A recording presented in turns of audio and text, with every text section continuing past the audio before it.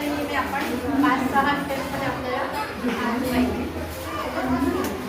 पहिले आपण हँडवॉशर इथे आपण हातावर घेतो. पहिले पासून त्याला असं रफ करायचं आहे. या बाजूला आपल्याला बरोबर हा जरा बंद करायचा मागच्या हाताला बरोबर अशा रीतीने मागच्या हाताला आपल्याला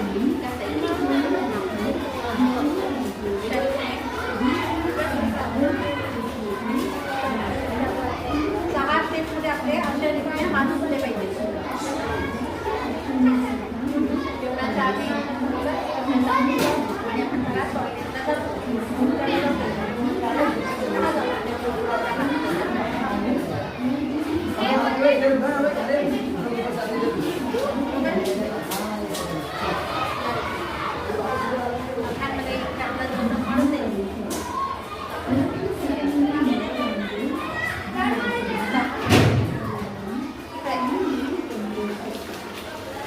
तुम्हाला पण आता आमच्या हलवायचे आणि समजलं.